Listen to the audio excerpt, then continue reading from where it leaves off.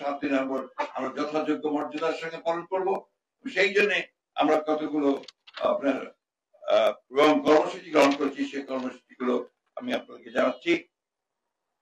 আমরা 10 দিন ব্যাপী কর্মসূচি নিয়েছি। এই কর্মসূচিতে 5ই নভেম্বর থেকে 13 নভেম্বর পর্যন্ত আমি আপনাদেরকে শোনাচ্ছি। 7ই নভেম্বর মহান জাতীয় বিপ্লব ও সংহতি দিবস উপলক্ষে ওই দিন সকাল 6টায় নয়াপল্টনের বিএনপি কার্যালয়, কেন্দ্রীয় কার্যালয় সহ সারা দেশে দলীয় কার্যালয়গুলোতে দলীয় পতাকা উত্তোলন করা হবে।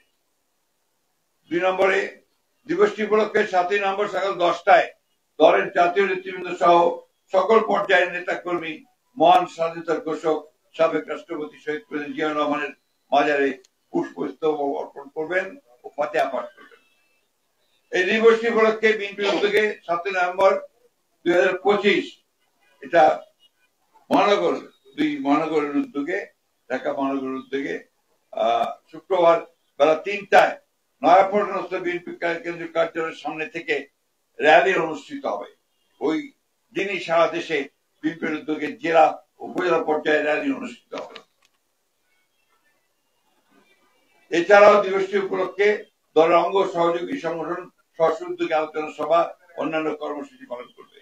এর মধ্যে শ্রমিক দল 5ই নভেম্বর আলোচনা সভা করবে, ছাত্র দল 8 নভেম্বর টিএসসিতে আলোকচিত্র 7 ও 8 এবং আলোচনা সভা টিএসসিতে, ওলামা দল 9 নভেম্বর এতিম শিক্ষার্থীদের মাঝে শিক্ষা উপকরণ বিতরণ করবে, তাঁতি দল 10 নভেম্বর আলোচনা সভা করবে, কৃষক দল 11 তারিখে আলোচনা সভা করবে, জাসাস 13 তারিখে শহীদ মিনারে সন্ধ্যায় সাংস্কৃতিক অনুষ্ঠান আয়োজন করবে। আর ইতিমধ্যে 12 তারিখে ঐতিহাসিক 7ই নভেম্বর জাতীয় বিপ্লব সংহতি উপলক্ষে বিএনপির উদ্যোগে 12ই নভেম্বর 2025 বুধবার চীন মৈত্রী সম্মেলন কেন্দ্রে আলোচনা সভা অনুষ্ঠিত হবে।